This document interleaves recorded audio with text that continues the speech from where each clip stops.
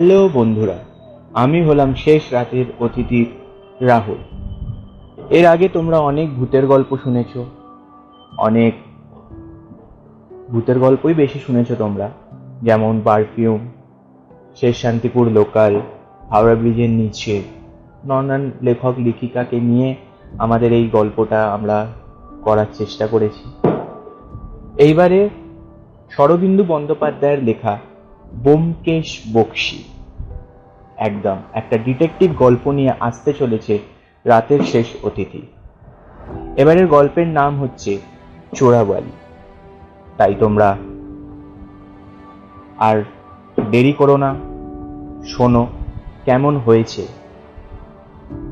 শুরু হতে চলেছে শরদিন্দু বন্দ্যোপাধ্যায়ের লেখা ব্যোমকেশ বক্সী চোরাবালি।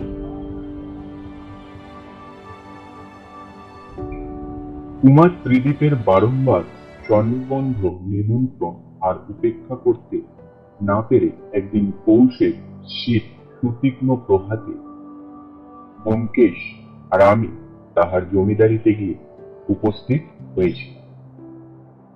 ইচ্ছা ছিল দিন সাঁতার সেখানে নির্ঝঞ্ঝাট কাটিয়ে ফাঁকা জায়গার বিশুদ্ধ হাওয়ায়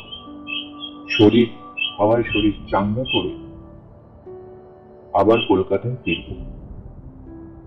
আদর যত্নের অবধি ছিল না। প্রথম দিনটা ঘন্টায় ঘন্টায় অব্যক্ত আহার করে ত্রিদীপ এবং কুমারের সঙ্গে গল্পে গল্পে দিনটা কেটে গেল। গল্পের মধ্যে অবশ্য খুড়া মহাশয় স্যার দিগেন্দ্রই বেশ স্থান মিলেছিল। রাত্রে আহারের পর শোয়ার ঘরে দরজা বন্ধ পর্যন্ত আমাদের পৌঁছে দিয়ে কুমার ত্রিদীপ বললেন, কাল ভোরেই শিকারি বেরোনো যাবে, সব বন্দোবস্ত করে রেখেছি। ব্যোমকেশ সৎসহে জিজ্ঞাসা করল, এইদিকে শিকার পাওয়া যায় নাকি? ত্রিদীপ বললেন, যাই, তবে বাঘটাক নয়, আমার জমিদারি শুনুন, একটা বড় জঙ্গল আছে, তাতে হরিণ, শুয়োর, খরগোশ পাওয়া যায়, বন মুরগিও আছে। জঙ্গলটা চোরাবালির জমিদার হিমাংশু রায় সম্পত্তি।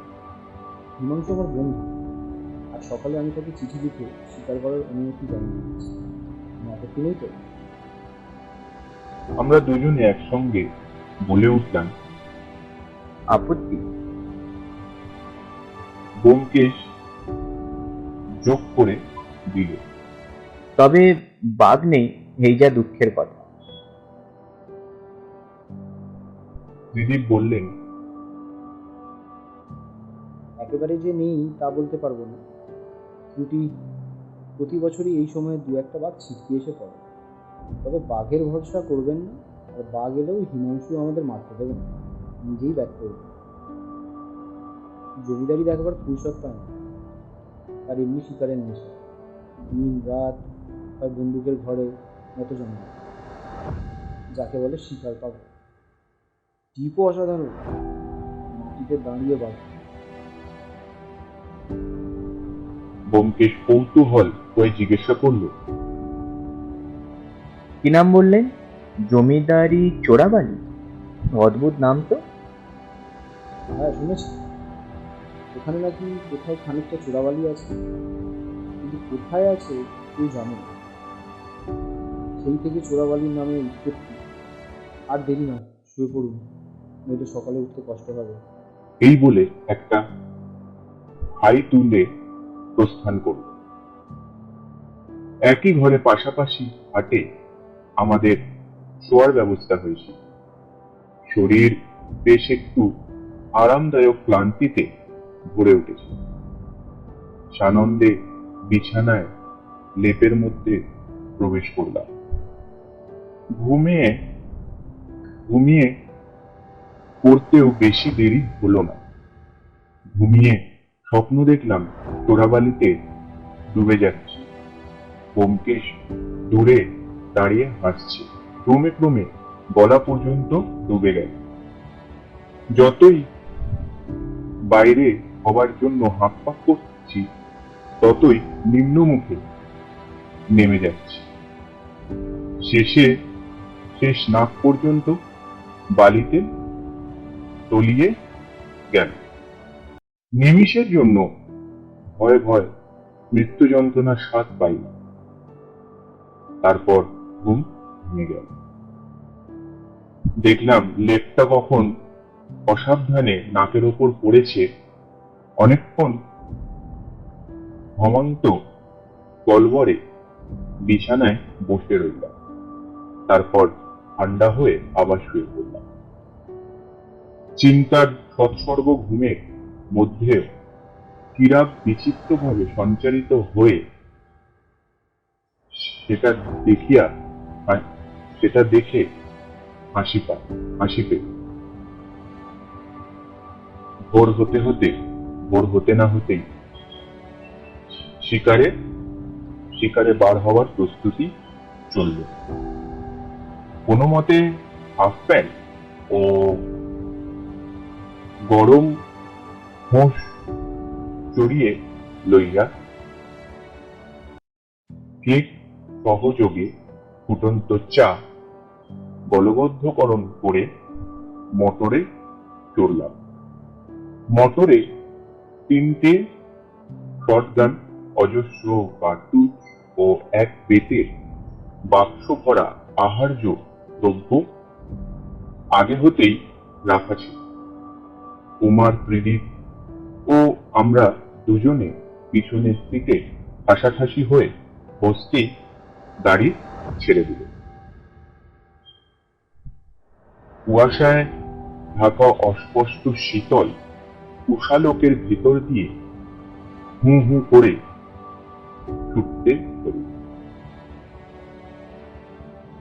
ছুটে চলল। কুমার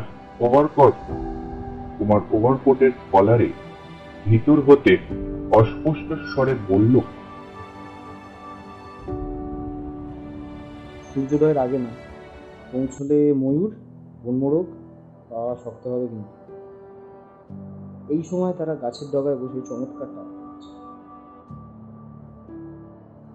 ক্রমে দিনের আলো ফুটে উঠতে লাগলো। পথের দুধারে সমতল ধানের ক্ষেত, কোথাও পাকা ধান, কোথাও সোনালি মাথা তুলে দাঁড়িয়ে আছে। দূরে আকাশের পদমূলে পুরু কালির দাগের মতো বানানি দেখা গেল। আমাদের রাস্তা তার একটা কোণে স্পর্শ করে চলে গিয়েছে। কুমার আঙুলি নির্দেশ করে বললেন যে ওই বনে শিকার করতে আমরা যাচ্ছি। মিনিট 20 পরে আমাদের মোটর জঙ্গলের কিনারায় এসে থামল। আমরা পকেটে কার্তুজ ভরে নিয়ে বন্দুক ঘাড়ে মহা উৎসাহে বনের দিকে পা বাড়াতে লাগলাম। কুমার, ত্রিদীপ এদিকে গেলেন, আমি আর ব্যোমকেশ এই সঙ্গে আর একদিকে গেলাম। বন্দুক চালানো আমার এই প্রথম হাতে করে। এর আগে কোনোদিন বন্দুক চালানোর চেষ্টাও তো করিনি, তাই একলা যেতে সাহস হলো। ছাড়াছাড়ি হবার পূর্বে স্থির হলো যে বেলা 9টার সময় বনের পূর্ব সীমান্তে ফাঁকা জায়গায় 3 জন আমরা পুনর্মিলিত হব। সেখানে প্রাতরাশের ব্যবস্থা থাকবে, অর্থাৎ দুপুরের খাওয়া দাওয়া। প্রকাণ্ড বনের মধ্যে বড় বড় গাছ, শাল, মহুয়া, সেগুন, শিমুল, দেওয়াদার মাথার ওপর যেন চাঁদোয়া টেনে দিয়েছে। তাহার মধ্যে অজস্র শিকার, নিচে হরিণ, খরগোশ, ওপরে হরিয়াল, উন্মোরক, ময়ূর। প্রথম বন্দুক ধরবার উত্তেজনাপূর্বক আনন্দ আওয়াজ করার সঙ্গে সঙ্গে বৃক্ষচূড়া হতে মৃত পাখির পতন শব্দ, ছড়ার আঘাতে উদীয়মান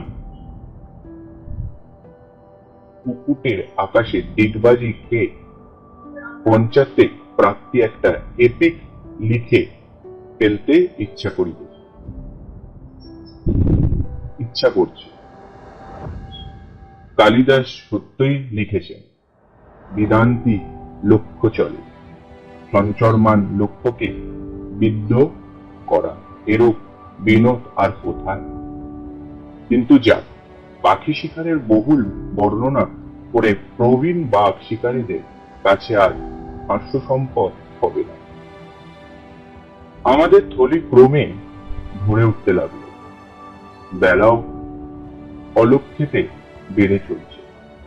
আমি একবার এক কার্তুজে 10 নম্বর 7টা হরিয়াল মেরে আত্মশ্লাঘার সপ্তস্বর্গে চড়ে গেছিলাম। দৃঢ় বিশ্বাস জন্মেছিল আমার মতো অবর্ত সন্ধান সকলাই অর্জুনও ছিল। ব্যোমকেশ 2 বার মাত্র বন্দুক চালালো, একবার একটা খরগোশ ও দ্বিতীয়বার একটা ময়ূর মেরে থেমে গেছিল।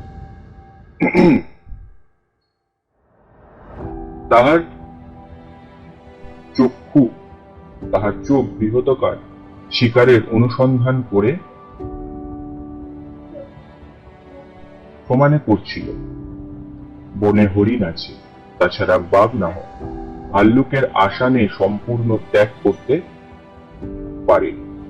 তাই কুঞ্জ মহুয়া গাছে তখনও ফল পাকেনি, শুধু তাহার ভাল্লুক সুবক্ষ সেই দিকেই সতর্ক হয়ে, কিন্তু বেলা যেতেই বাড়িতে লাগলো।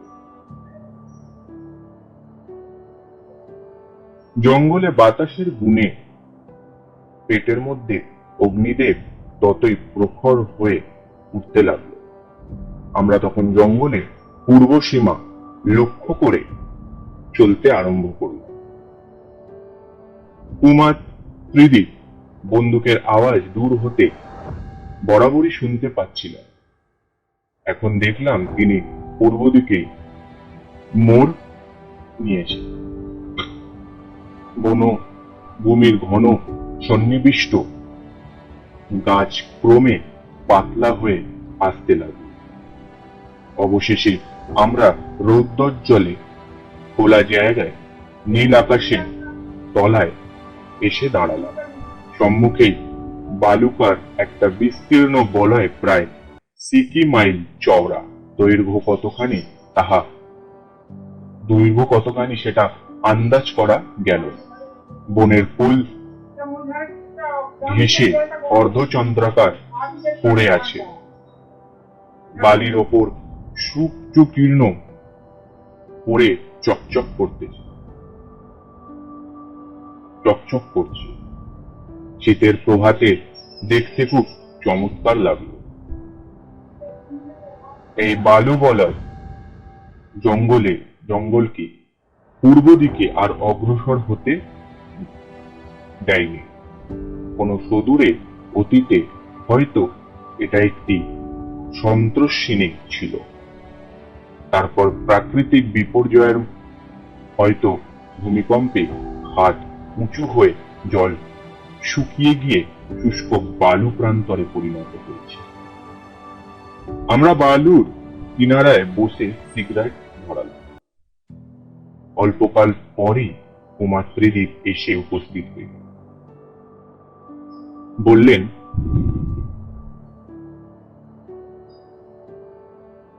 দিব্যি খিদে পেয়েছে না? ওই যে দুর্যোধন এসে গেছেন, চলুন। এতক্ষণে লক্ষ্য করে কুমার ত্রিদীপের উড়িয়া বাবুর্চি মোটর হতে বাস্কেট নামিয়ে ইতিমধ্যে হাজির হলো। অনতি দূরে একটা গাছের তলায় ঘাসের ওপর সাদা তোয়ালে বিছিয়ে খাদ্যদ্রব্য সাজিয়ে রাখা ছিল। তাহাকে দেখে কুলায় প্রত্যাশী সন্ধ্যার পাখির মতো আমরা সেই দিকে ধাবিত হই। আহার করতে করতে কে কি পেয়েছে তাহার হিসাব হলো। দেখা গেল আমার এক কার্তুজে 7টা হরিয়াল সত্ত্বেও কুমার বাহাদুরি জিতে গেল। আকণ্ঠ আহার ও অনুমান হিসাবে থার্মোফ্লাক্স হতে গরম চা নিঃশেষ করে আবার সিগারেট ধরানো হলো। কুমার ত্রিদীপ গাছের গুড়িতে ফ্যাশন দিয়ে বসল। সিগারেটে সুদীর্ঘ টান দিয়ে অর্ধনিমীলিত চোখে বললেন, এই যে বালুবন্ধ দেখছেন, এই থেকেই জমিদারির নাম হয়েছে চোরাবালি। এদিকটা সব হিমাংশু। এটা বলে পূর্ব দিকে নির্দেশ করে হাত নাড়লেন। ব্যোমকেশ বলল, আমিও তাই আন্দাজ করেছিলাম। এই বালির হালিটার লম্বায় কতখানি? সমস্ত বনটাকে ঘিরে আছে নাকি? কুমার বললেন, না, ওই দিনে লম্বা হবে। তারপর আমার মাথ আরম্ভ হয়েছে। এরই মধ্যে কোথায় এক জায়গায় খানিকটা চোরাবালি আছে। কোনখানটায় আছে কেউ জানে না, কিন্তু ভয়ে কোনো মানুষ বালির ওপর দিয়ে হাঁটে না। এমনকি গরু বাছর, শেয়াল, কুকুর পর্যন্তও একে এড়িয়ে চলে। কুমার অনিশ্চিত ভাবে মাথা নাড়লেন। বলতে পারি না, শুনেছি ওই দিকেই খানিকটা জায়গায় জল আছে, তাও সবসময় পাওয়া যায় না। বালির রেখা বেঁকে বনের আড়ালে অদৃশ্য হয়েছে, সেই দিকেই আঙুল দেখালেন। এই সময় হঠাৎ অতি নিকটে বনের মধ্যে বন্দুকের আওয়াজ শুনে আমরা চমকে উঠলাম। আমরা তিনজনই এখানে রয়েছি, তবে কে আওয়াজ করল?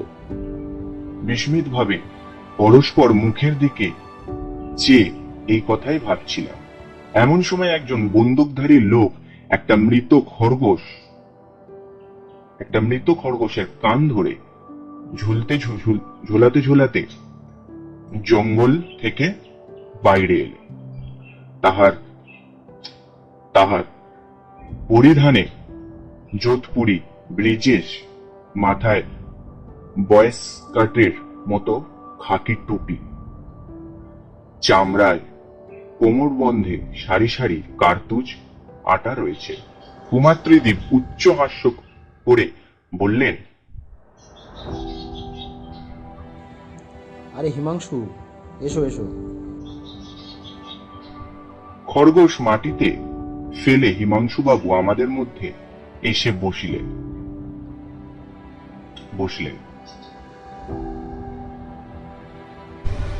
অভ্যর্থনা আমারই করা উচিত এবং করছিও, বিশেষত এনাদের।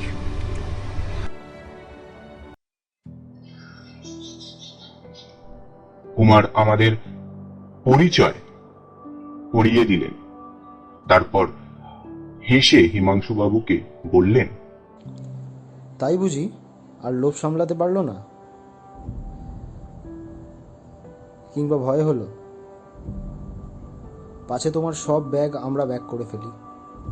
হিমাংশুবাবু বললেন, আরে বলো কেন, মহা ফ্যাসাদে পড়ে গেছি। আজই আমার ত্রিপুরায় যাওয়ার কথা ছিল, সেখান থেকে শিকারে নিমন্ত্রণ পেয়েছি, কিন্তু যাওয়া হলো না। দেওয়ানজি আটকে দিলেন। বাবার আমলের লোক, একটু ছুতো পেলেই জুলুম জবরদস্তি করে, কিছু বলতেও পারে না। তাও রাগ করে আজ সকালবেলা বন্দুক নিয়ে বেরিয়ে পড়লাম। তেমন কিছু না হোক, দুটো বনপায়রাও তো মারা যাবে। কুমার বললেন, হায় হায়, কোথায় বাঘ ভাল্লুক আর কোথায় বন পায়রা? দুঃখ হবার কথা নয়, কিন্তু হলো না কেন?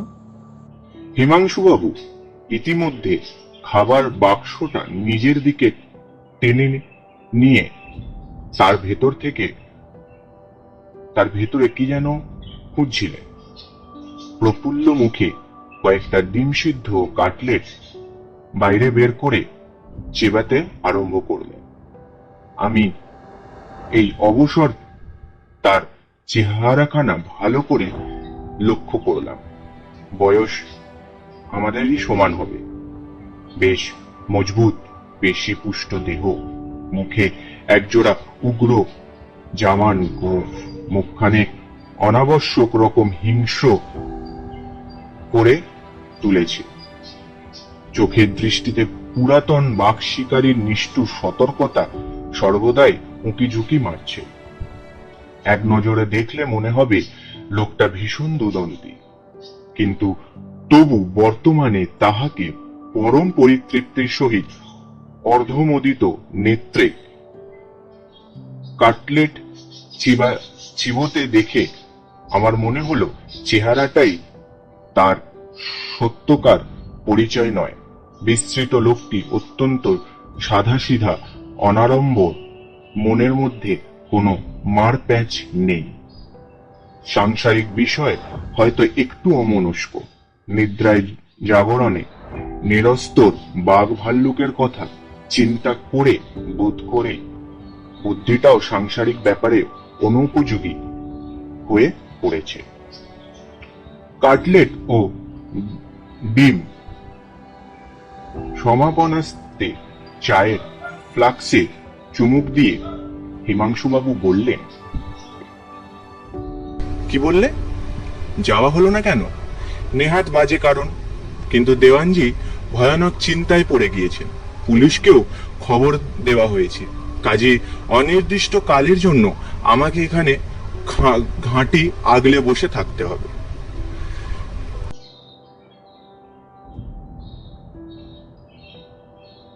তার কণ্ঠস্বরে বিরক্তি ও অসহিষ্ণুতা স্পষ্ট হয়ে উঠল। হয়েছে কি? হয়েছে আমার মাথা, জানো তো, বাবা মারা যাওয়ার পর থেকে গত 5 বছর ধরে প্রজাদের সঙ্গে অনবরত মামলা মোকদ্দমা চলছে। আদায় তহসিল ও ভালো হচ্ছে না।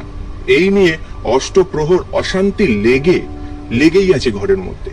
উকিল মুক্তার পরামর্শ সেসব তো তুমি জানোই।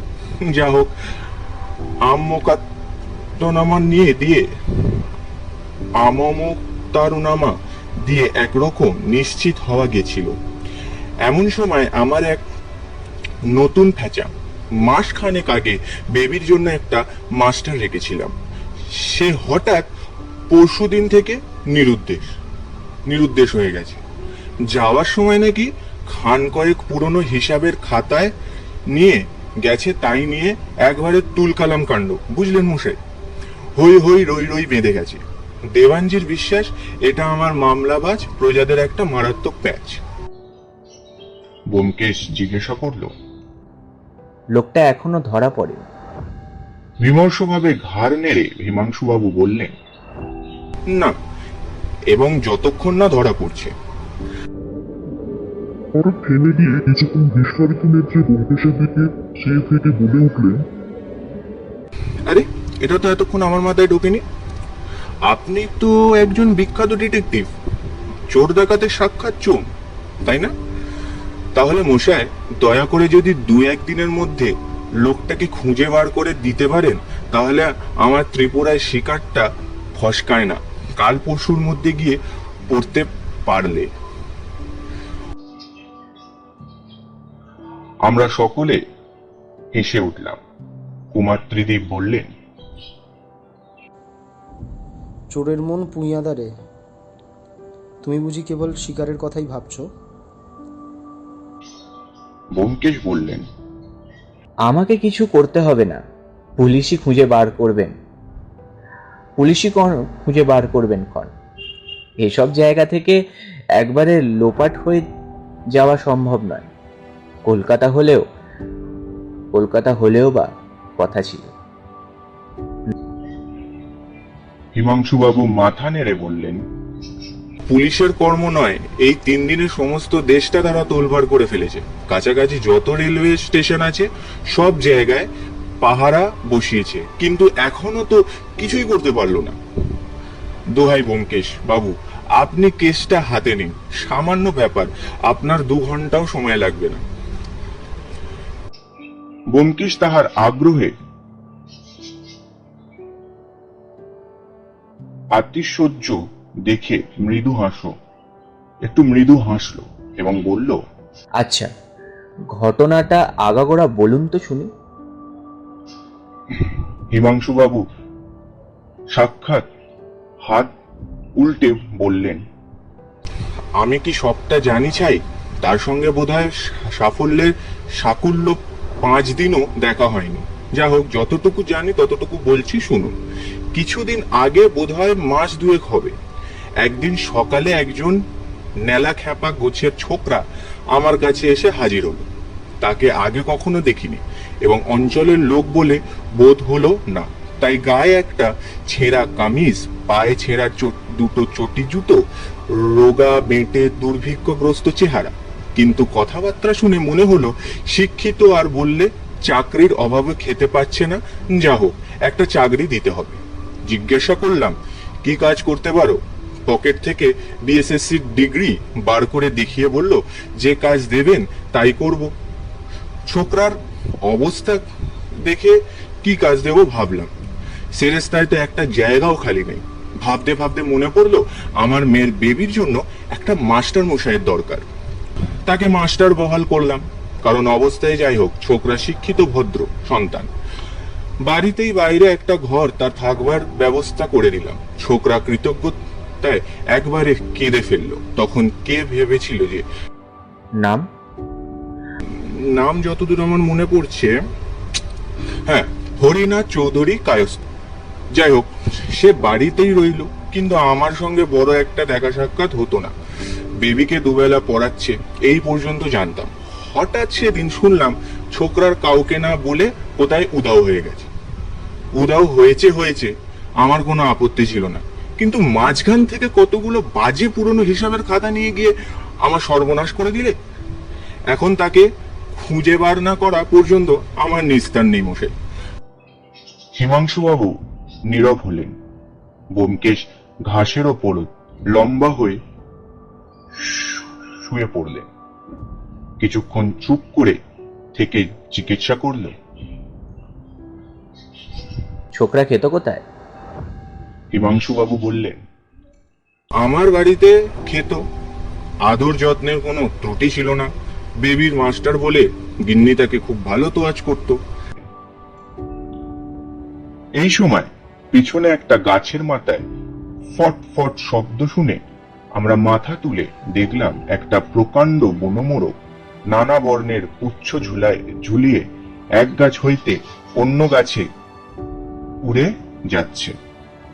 গাছ দুটোর মধ্যে ব্যবধান 30 হাতের বেশি হবে না, কিন্তু নিমিষের মধ্যে বন্দুকের ব্রিজ খুলে টোটা ভরে হিমাংশুবাবু ফায়ার করলেন। পাখিটা অন্য গাছ পর্যন্ত পৌঁছতে পারল না, মধ্যে পথেই থপ ধপ করে মাটিতে পড়ল। আমি সবিস্ময়ে বললাম, কি অদ্ভুত টিপ। ব্যোমকেশ সপ্রশংস নেত্রে চেয়ে বললেন, সত্যিই অসাধারণ। কুমার ত্রিদীপ বললেন, ও আর কি দেখলেন? ওর চেয়েও ঢের আশ্চর্য বিদ্যে ওর পেটে আছে। হিমাংশু, তোমার সেই শব্দভেদী পেঁচাটা একবার দেখাও না। আরে না না, এখন ওসব থাক, চলো আর একবার জঙ্গলে ঢোকা যাক। সে হচ্ছে না, ওটা দেখাতেই হবে। নাও, চোখে রুমাল বাঁধো। হিমাংশুবাবু একটু হাসলেন, হেসে বললেন, কি ছেলে মানুষে দেখুন দেখি, ও একটা বাজে ট্রিক। আপনারা কতবার দেখেছেন। আমরাও কৌতূহল হয়ে উঠলাম। বললাম, তা হোক, আমাদের দেখাতে হবে। তখন হিমাংশুবাবু বললেন, আচ্ছা দেখাচ্ছি, কিছু নয়, চোখ বেঁধে কেবল শক্ত শব্দ শুনে লক্ষ্যভেদ করা। বন্দুকে একটা বুলেট ভরে বললেন, ব্যোমকেশ বাবু, আপনি রুমাল দিয়ে চোখ বেঁধে নিন, কিন্তু দেখবেন কান দুটো যেন খোলা থাকে। ব্যোমকেশ রুমাল দিয়ে বেশ শক্ত করে তার চোখ বেঁধে দিল। তখন কুমার ত্রিদীপ একটা চায়ের কাপ নিয়ে তাহার চায়ের কাপ নিয়ে তার খানিকটা দূরে গিয়ে সুতো দিয়ে বেঁধে দিলেন। তারপর পা টিপে টিপে গিয়ে হিমাংশু বাবু বুঝতে না পারেন তিনি কোন দিকে গেছেন। প্রায় 500 হাত দূরে একটা গাছের ডালে সেই কাপটা দড়ি দিয়ে বেঁধে দিলেন। ব্যোমকেশ বললেন, হিমাংশুবাবু, এবার শুনুন। কুমার ত্রিদীপ চামচ দিয়ে কাপটা আঘাত করলেন। ঠুং করে শব্দ হল। হিমাংশুবাবু বন্দুক কোলে নিয়ে যেদিক থেকে শব্দটা আসছিল ঠিক সেই দিকেই তার মনটাকে নিয়ে গেল এবং বন্দুকটা একবার তুললেন। তারপর বললেন, আর একবার বাজাও। কুমার ত্রিদীপ আর একবার শব্দ করে ক্ষিপ্র পদে সরে আসলেন। শব্দের রেশ সম্পূর্ণ মিলে যাওয়ার পূর্বে বন্দুকের আওয়াজ হলো। দেখলাম সেই কাপ চূর্ণ বিচূর্ণ হয়ে মাটিতে পড়ে আছে। কেবল তার ডাঁটিটা অর্থাৎ সুতোটা ডালে ঝুলছে। মুগ্ধ হয়ে গেলাম। পেশাদার বাজিকরে সাজানো নাট্যমঞ্চে এরকম খেলা দেখা যায় বটে, কিন্তু তার মধ্যে অনেক রকম জুয়াচুরি আছে। এ একবার নির্জলা খাঁটি জিনিস। হিমাংশুবাবু চোখের রুমাল খুলে ফেলে বললেন, হয়েছে? আমাদের মুক্তকণ্ঠ প্রশংসা শুনে তিনি একটু লজ্জা পেলেন মনে হলো। ঘড়ির দিকে তাকিয়ে উঠে দাঁড়ালো। বললেন, ও কথা থাক, আপনাদের সুখ্যাতি আর বেশিক্ষণ চললে আমার গণ্ডদেশ ক্রমে বিলিতি বেগুনের মতো লাল হয়ে উঠবে। এখন উঠুন, চলুন ইতর প্রাণীদের বিরুদ্ধে আর একবার অভিযানে বেড়ানো যাক। বেলা 1:30টার সময় শিকার প্রান্ত 4 জন মোটর কাছে ফিরিয়ে আসলাম। হরিনাথ মাস্টারের খাতা চুরির কাহিনী চাপা পড়ে গেছিল। হিমাংশুবাবু কি জানি কেন ব্যোমকেশের সাহায্য নিতে বেশি আগ্রহ ছিলেন না। বোধহয় এরূপ তুচ্ছ ব্যাপারে সদ্য পরিচিত একজন লোককে খাটাতে তিনি একটু লজ্জাবোধ করছেন।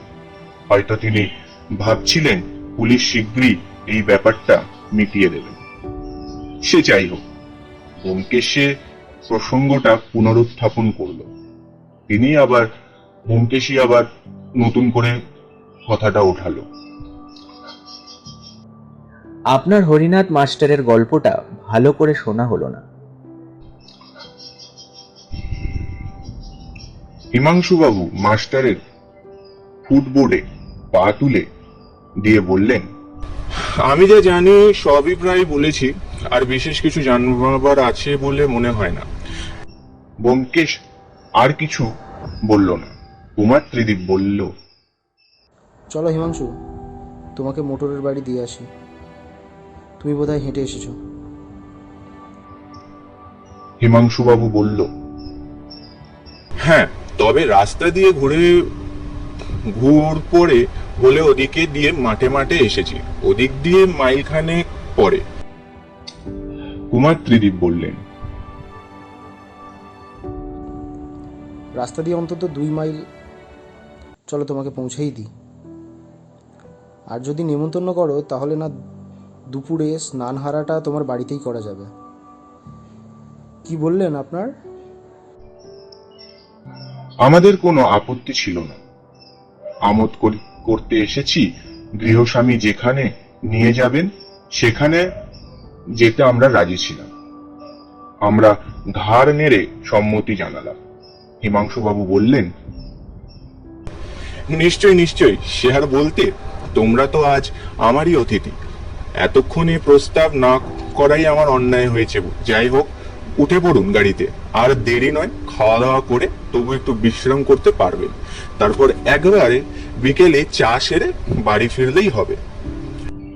ব্যোমকেশ বললেন, এবং পারি যদি ইতিমধ্যে আপনার পলাতক মাস্টারের একটা ঠিকানা করা যাবে। হ্যাঁ, সেও একটা কথা বটে। আমার দেওয়ান হয়তো তার সম্বন্ধে আরো অনেক কথা বলতে পারেন।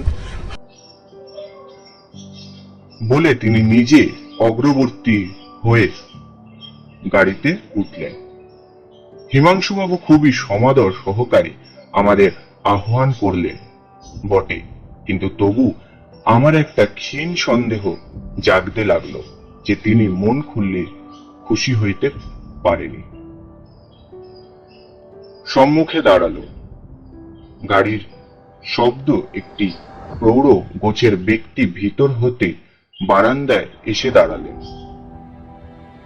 তপর হিমাংশুকে গাড়ি হতে নামতে দেখে তিনি খরম পায় তাড়াতাড়ি নেমে এসে বিচলিত স্বরে বলে উঠলেন, বাবা হিমাংশু, যা ভেবেছিলাম তাই। হরিনাথ মাস্টার শুধু খাতাই চুরি করেনি, সঙ্গে সঙ্গে তহবিল থেকে 6,000 টাকাও গেছে। বেলা 3টে বেজে গেছিল। শীতের অপারহ মধ্যে দিনের বেলায় স্নান করে আসলাম। এবার ভট্টাচার্য মশাইয়ের মুখে ব্যাপারটা শোনা যাক। বলে ব্যোমকেশ মোটা তাকিয়ার ওপর কুনি ভর দিয়ে বসলেন। গুরু ভোজনের পর বৈঠকখানায় গদির ওপর বিস্তৃত ফরসের শয্যার একটা তাকিয়া আশ্রয় করে আমরা 4 জন গড়াচ্ছিলাম।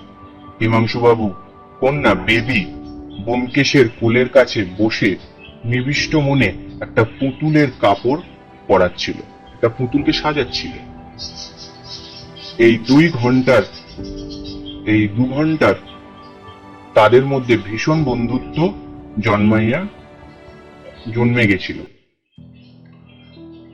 দেওয়ান কালীপতি ভট্টাচার্য মশাই একটু তফাতে ফরাসের ওপর মেরুদণ্ড সিধে করে পদ্মাসনে বসলেন, যেন একটু সুবিধা পেলেও ধ্যানস্থ হয়ে পড়বে। বস্তুত তাহাকে দেখলে জপতপ ধ্যান ধারণার কথাই বেশি করে মনে হয়। আমি তো প্রথম দর্শনে তাহাকে জমিদার বাড়িতে পুরোহিত বলে ভুল করেছিলাম।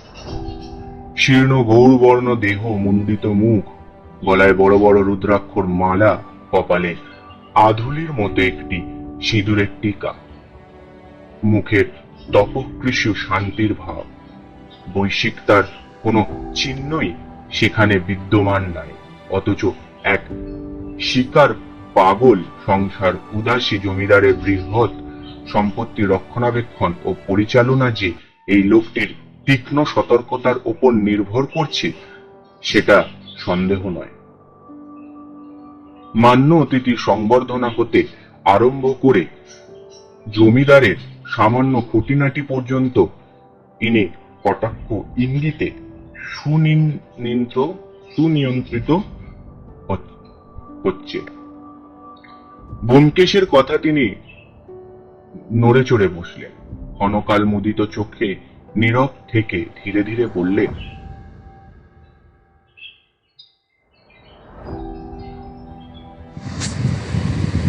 হরিনাথ লোকটা আপাত দৃষ্টিতে এতই সাধারণ আর অকিঞ্চিতকর যে তার সম্বন্ধে বলতে গিয়ে মনে হয় বলবার কিছু নেই। নেলা ক্যাবলা গোছের একটা ছোড়া, অথচ তার পেটে যে এত শয়তানি যে কেন ছিল তা কেউ কল্পনাও করতে পারে। আমি মানুষ চিনতে বড় ভুল করি না, এক নজর দেখেই কে কেমন মানুষ বুঝতে পারি। কিন্তু সে ছোড়া আমার চোখেও ধুলা দিয়েছে। একবারও সন্দেহ করিনি যে এটা তার ছদ্মবেশ। তার মানে কোনো অভিপ্রায় আছে। প্রথম যেদিন এলো সেদিন তার জামা কাপড়ের দুরবস্থা দেখে আমি ভাণ্ডার থেকে দুজোড়া কাপড়, দুটো গেঞ্জি, দুটো জামা আর দুখানা কম্বল বার করে দিলাম। একখানা ঘর হিমাংশী বাবাজি তাকে আগেই দিয়েছিলেন। ঘরটাতে পুরনো খাতাপত্র থাকতো, তাছাড়া বিশেষ কোনো কাজে লাগতো না। সেই ঘরে তত্ত্বপোষ ঢুকিয়ে তার শোবার ব্যবস্থা করে দেওয়া হলো। ঠিক হলো বেবি দুবেলা এই ঘরেই পড়বে। তার খাওয়া দাওয়া সম্বন্ধে আমি স্থির করেছিলাম অনাদি সরকারের কিংবা কোনো আমলার বাড়ি গিয়ে খেয়ে আসবে। আমলারা সবাই কাছে পিঠেই থাকে। কিন্তু আমাদের মা লক্ষ্মী সে প্রস্তাবে মত দিলেন না। তিনি অন্দর থেকে বলে পাঠালেন যে বেবির মাস্টার বাড়িতেই খাওয়া দাওয়া করবে। সেই ব্যবস্থাই ধার্য হলো। তারপর সে বেবিকে নিয়মিত পড়াতে লাগলো। আমি দুদিন তার পড়ানো লক্ষ্য করলাম, দেখলাম ভালোই পড়াচ্ছে। তারপর আর তার দিকে মন দেওয়ার সুযোগ পাইনি। মাঝে মাঝে আমার কাছে এসে বসতো, ধর্ম সম্বন্ধে দু চার কথা শুনতে চাইতো। এমনভাবে 2 মাস কেটে গেল। গত শনিবার আমি সন্ধ্যার পরই বাড়ি চলে যাই। আমি যে বাড়িতে থাকি দেখেছেন বোধহয়, ফটকে ঢুকতে ডান দিকে যে হলুদ বাড়িখান পড়ে সেইটে। কয়েক মাস হলো আমি আমার স্ত্রীকে দেশে পাঠিয়ে দিয়েছি। একলাই থাকি, সপাক্ষাই আমার কোনো কষ্ট হয় না। শনিবার রাত্রে আমার পুরো সচরাচর করবার কথা ছিল, তাই সকাল সকাল গিয়ে উদ্যোগ আয়োজন করে পুজোয় বসলাম। উঠতে অনেক রাত হয়ে গেল। পরদিন সকালে এসে শুনলাম মাস্টারকে পাওয়া যাচ্ছে না। ক্রমে বেলা 12টা বেজে গেছে, তখনও মাস্টারের দেখা নেই। আমার সন্দেহ হলো। তার ঘরে গিয়ে দেখলাম রাত্রে সে বিছানায় শোয়নি। তখন যে আলমারিতে জমিদারের পুরনো হিসাবের খাতাটা থাকতো, সেটা খুলে দেখলাম গত 4 বছরের হিসাবের খাতা নেই। গত 4 বছর থেকে অনেক বড় বড় প্রজাদের সঙ্গে মামলা মোকদ্দমা চলছে। সন্দেহ হলো এ তাদেরই কারসাজি। জমিদারির হিসাবের খাতা শত্রুপক্ষের হাতে পড়লে তাদের অনেক সুবিধাই হয়। বুঝলাম হরিনাথ তাদেরই গুপ্তচর। মাস্টার সেজে জমিদারির জরুরি দলিল চুরি করার জন্য সে এসে ঢুকেছিল। পুলিশে খবর পাঠালাম, কিন্তু তখনও জানি না যে সিন্ধুক থেকে 6,000 টাকাও লোপাট হয়েছে। এই পর্যন্ত বলে দেওয়ানজি থামলেন। তারপর ঈষৎ পুষ্টিতভাবে বললেন, নানা কারণে কিছুদিন থেকে তহবিলের টাকার কিছু টানাটানি পড়েছে। সম্প্রতি মোকদ্দমার খরচ ইত্যাদি বাবদ কিছু টাকার দরকার হয়েছিল, তাই মহাজনের কাছ থেকে 6,000 টাকা হাওলাত নিয়ে সিন্ধুকে রাখা হয়েছিল। টাকাটা পুটলিতে বাঁধা অবস্থায় সিন্ধুকের এক কোণে রাখা হয়েছিল। ইতিমধ্যে অনেকবার সিন্ধুক খুলেছি, কিন্তু পুটলি খুলে দেখার একবারও কথা মাথায় আসেনি। আজ সদর থেকে উকিল টাকা পাঠিয়েছেন। পুটলি খুলে টাকা বার করতে গেলাম, গিয়ে দেখি সে কি সর্বনাশ! নোট নেই, কতগুলো খবরের কাগজ রয়েছে। দেওয়ান নীরব হলেন। শুনতে শুনতে ব্যোমকেশ আবার চিত হয়ে শুয়ে পড়ল। কড়িকাঠের দৃষ্টি নিবদ্ধ রেখে বলল, বুকের তালা ঠিকই আছে, চাবি কার কাছে? দেওয়ান বললেন, সিন্ধুকের 2টো চাবি, একটা আমার কাছে থাকে আর একটা হিমাংশু বাবাজির কাছে। আমার চাবি ঠিকই আছে, কিন্তু হিমাংশু বাবাজির চাবিটা শুনছি কদিন থেকে পাওয়া যাচ্ছে না। আমারই দোষ, চাবি আমার কোনো কালে ঠিক থাকে না মশাই। কোথায় রাখি না ভুলেই যাই। এবারেও কয়েকদিন থেকে চাবিটা খুঁজে পাচ্ছিলাম না, কিন্তু সেজন্য বিশেষ উদ্বিগ্ন হইনি। ভেবেছিলাম কোথাও না কোথাও আছেই। ব্যোমকেশ উঠে বসলো, একটু হাসলো এবং বেবিকে নিজের কোলে ওপর বসে বলল, মা লক্ষ্মীর মাস্টারটি জুটেছিল ভালো, কিন্তু তাকে খুঁজে পাওয়া যাচ্ছে না। এই আশ্চর্য। ভালো করে খোঁজ করা হচ্ছে তো? দেওয়ান কালীগতি বললেন, যতদূর সাধ্য ভালো করে খোঁজ করা হচ্ছে। পুলিশ তো আছেই, তার উপর আমিও লোক লাগিয়েছি, কিন্তু কোনো সংবাদ পাওয়া যাচ্ছে না। কবে ফিরে আসবে?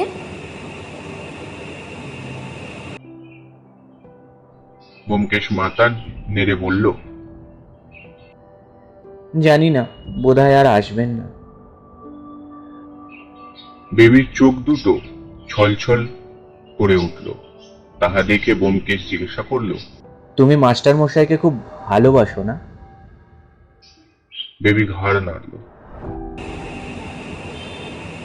হ্যাঁ, খুব ভালোবাসি। তিনি আমাকে কত অঙ্ক শেখাতেন। আচ্ছা বলো তো, 7 নাম কত হয়? ব্যোমকেশ বলল, কত? 64। বেবি বলল, ধুর, তুমি কিছু জানো না। 7 নাম 63। আচ্ছা, তুমি মা কালী স্তব জানো? ব্যোমকেশ হতাশ ভাবে বলল, না। মা কালীর স্তবও কি তোমার মাস্টার মশাই শিখিয়েছিলেন নাকি? হ্যাঁ, শুনবে? বলে বেবি সুর করে আরম্ভ করল। নমস্তে কালিকা দেবী করুর বদনী। কালীগতি ঈষৎ হাস্য তাকে বাধা দিয়ে বলল, বেবি, তোমার কালীস্তব আমরা পরে শুনবো। এখন তুমি বাগানে গিয়ে খেলা করো, কেমন? বেবি একটু ক্ষুণ্ণভাবে পুতুল নিয়ে প্রস্থান করলো। কালীগতি আস্তে আস্তে বলল, লোকটা মাস্টার হিসাবে মন্দ ছিল না, বেশ যত্ন করে পড়াতো। অথচ ব্যোমকেশ উঠে দাঁড়ালো। চলুন মাস্টারের ঘরটা একবার দেখে আসা যাক। বাড়ির সম্মুখে লম্বা বারান্দায় এক প্রান্তে একটি প্রকোষ্ঠ, দ্বারে তালা লাগানো ছিল। দেওয়ানজি কষি হতে চাবির গুচ্ছ বাইরে করে তালা খুলে দিলেন। আমরা ঘরে প্রবেশ করলাম। ঘরটি আয়তনে ছোট, গোটা 2 কাঠের কভার যুক্ত আলমারি, টেবিলের চেয়ার, তক্তপোষে এমনই ভাবে ভরে উঠেছে যে মনে হয় পা বাড়াবার স্থান নেই। দ্বারের বিপরীত দিকে একটা ছোট জানলা ছিল, সেটা খুলে দিয়ে ব্যোমকেশ ঘরের চারদিকে একবার চোখ ফেরালো। তক্তপোষের ওপর বিছানাটা অবিন্যস্ত ভাবে পাট করা রয়েছে। টেবিলের ওপর সূক্ষ্ম এক পুরু ধুলার প্রলেপ পড়েছে। ঘরের অন্ধকারে একটা কোণে দড়ি টাঙিয়ে কাপড় চোপড় রাখবার ব্যবস্থা। একটা আলমারির কপাট ঈষৎ উন্মুক্ত। দেয়ালে লম্বা একখানি কালী ঘাটের পটের কালী মূর্তি হরিনাথ মাস্টারের কালী প্রীতির পরিচয় দিচ্ছে। ব্যোমকেশ তক্তপোষের নিচে উঁকি মেরে একজোড়া জুতো টেনে বাইরে বের করলো। বলল, তাই তো, জুতো জোড়া যে একবারে নতুন দেখছি। ও আপনারাই কিনে দিয়েছিলেন বুঝি? কালীগতি বললেন, হ্যাঁ। আশ্চর্য, আশ্চর্য। জুতো রেখে দিয়ে ব্যোমকেশ দড়ির আলনাটার দিকে গেল। আলনায় কয়েকটা কাঁচা অকাঁচা কাপড় জামা ঝুলছিল। সেইগুলোকে তুলে তুলে দেখল। তারপর আবার এসে বলল, ভারী আশ্চর্য। হিমাংশুবাবু কৌতূহল হয়ে জিজ্ঞাসা করলো, কি হয়েছে? জবাব দেবার জন্য মুখ ফেরাবার ব্যোমকেশ থামিয়া গেল। তাহার দৃষ্টি ঘরের বিপরীত কোণে একটা কুলুঙ্গির ওপরে গিয়ে পড়ল। সে দ্রুত পথে গিয়ে কুলুঙ্গির ভিতর হতে কি একটা তুলে নিয়ে জানলার সম্মুখে এসে দাঁড়ালো। সবিস্ময়ে বলল, মাস্টার কি চশমা পরতো? কালীগতি বলিলেন, ওটা বলতে ভুল হয়ে গেছে, পড়তো বটে। চশমা কি ফেলে গেছে নাকি? চশমা কাঁচের ভেতর দিয়ে একবার দৃষ্টি প্রেরণ করে সহস্য সেটা আমার হাতে দিয়ে ব্যোমকেশ বলল, হ্যাঁ, আশ্চর্য নয়।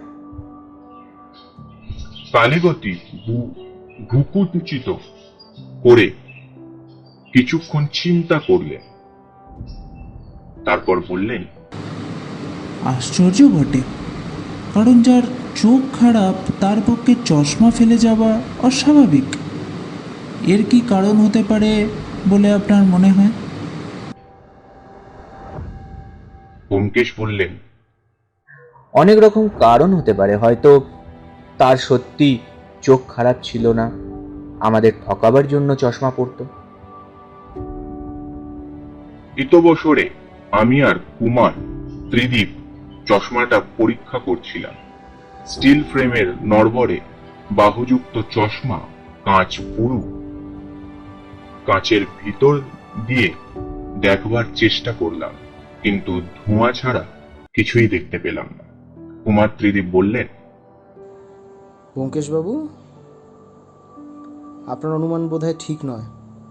চশমাটা অনেক দিনের ব্যবহারে পুরনো হয়ে গেছে, আর কাঁচের শক্তিও খুব বেশি। ব্যোমকেশ বললেন, আমার ভুলও হতে পারে, তবে মাস্টার আর কারোর পুরনো চশমা নিয়ে এসেছিল এটাও তো সম্ভব।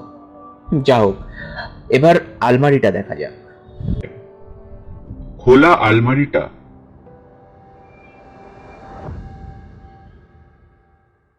কবাট উদ্ঘাটিত করে দেখা গেল তাহার মধ্যে থাকে খেরো বাঁধানো স্থূলাকার হিসাবের খাতা সাজানো হয়েছে।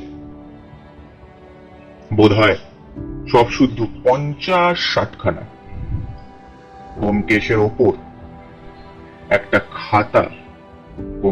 থেকে একটা খাতা নামিয়ে ওজন করে বলল, বেশ ভারী আছে, শের চার্কেলের কম হবে না। প্রত্যেক খাতায় বুঝি 1 বছরের হিসেব আছে। 1 বছরের হিসাব আছে কি প্রত্যেকটা খাতায়, বলুন তো দেবানজি? কালীগতি বললেন, হ্যাঁ। ব্যোমকেশ খাতার গোড়ার পাতা উল্টে দেখল 5 বছর আগেকার খাতা। এরপর হতে শেষ 4 বছরের খাতা চুরি গেছে। আরো কয়েকখানা খাতা বাইরে বের করে ব্যোমকেশ হিসাব রাখবার প্রণালী মোটামুটি চোখ বোলালো। প্রত্যেকটি খাতা 2 অংশে বিভক্ত, অর্থাৎ এক ধারে জাবদা ও পাকা খাতা, এক অংশে দৈনন্দিন খুচরো আয় ব্যয় হিসাব লিখতে হয়েছে, অন্য অংশে মোট দৈনিক খরচ তুলে দেওয়া হয়েছে।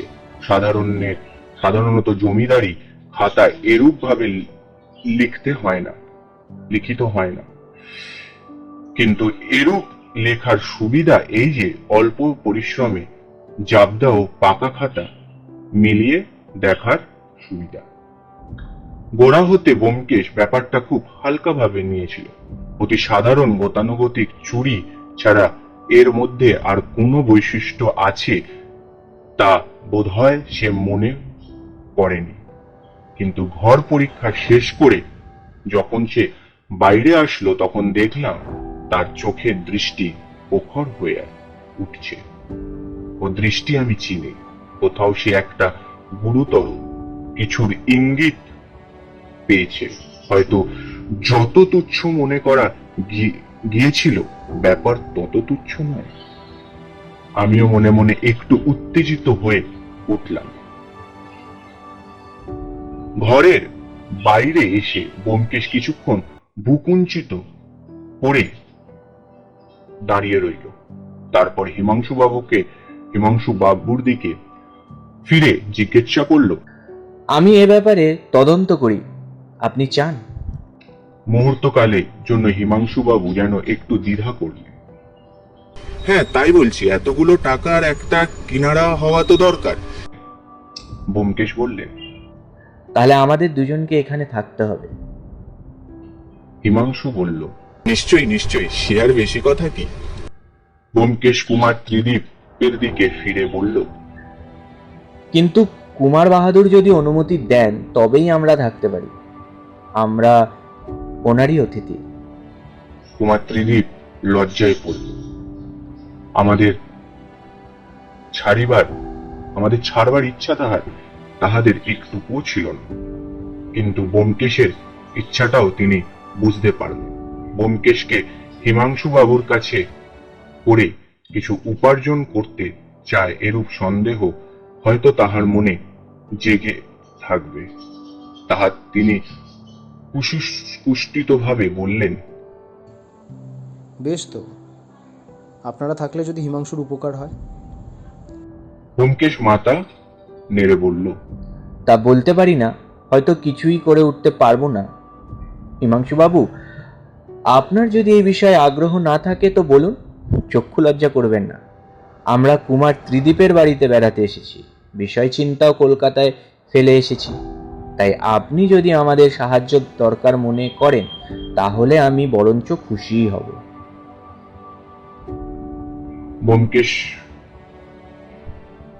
ব্যোমকেশ কুমার বাহাদুরের ভিত্তিহীন সন্দেহটার আভাস পেয়েছে বুঝতে পেরে তিনি আরো লজ্জিত হয়ে উঠল। তাড়াতাড়ি বললেন। না না ব্যোমকেশবাবু, আপনারা থাকুন, যতদিন দরকার থাকুন। আপনারা থাকলে নিশ্চয়ই এ ব্যাপারে কিনারা করতে পারবেন। আমি রোজ এসে আপনাদের খবর নিয়ে যাব। হিমাংশুবাবু ঘাড় নেড়ে সমর্থন করলেন। অতঃপর চায়ের ডাক পড়ল। আমরা বৈঠকখানায় ফিরে গেলাম। প্রায় নীরবই চা পান সমাপ্ত হল। কুমার ত্রিদীপ ঘড়ির দিকে দৃষ্টিপাত করে বললেন। 4:30 বাজে। হিমাংশু, আমি তাহলে আজ চলি। কাল আবার কোন সময় আসবো? বলে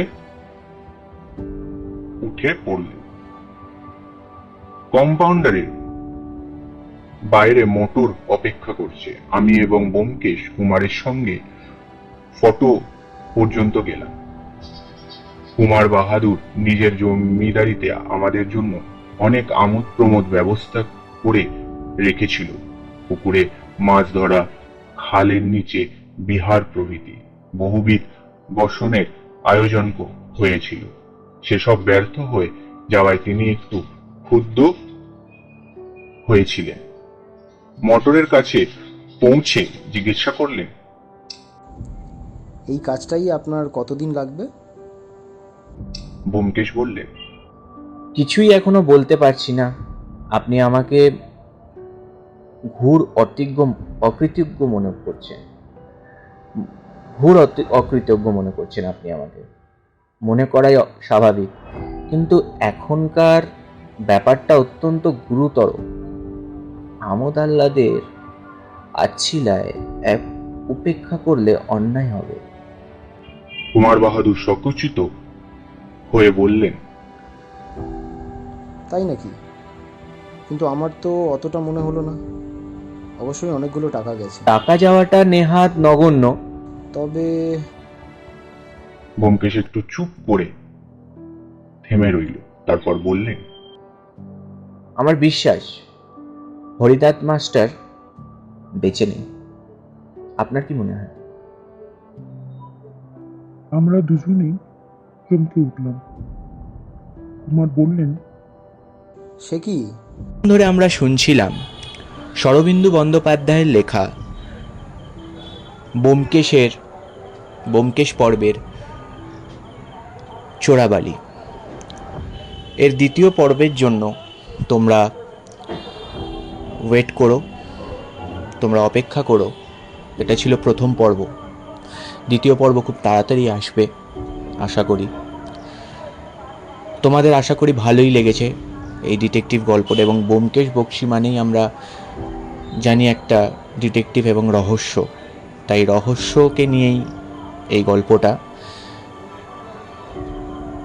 ব্যোমকেশের চরিত্রে রাহুল, অজিতের চরিত্রে সৌরভ, হিমাংশুর চরিত্রে ঐশিক এবং কুমারের চরিত্রে সমৃদ্ধ, দেওয়ানজির চরিত্রে সোহম এবং বেবির চরিত্রে পায়েল। এর দ্বিতীয় পর্বের জন্য তোমরা ওয়েট করো। সাউন্ড এডিটর হচ্ছে সৌরভ এবং সমৃদ্ধ, পোস্টার এডিটর সমৃদ্ধ। তোমরা ওয়েট করো দ্বিতীয় পর্বের জন্য। ধন্যবাদ।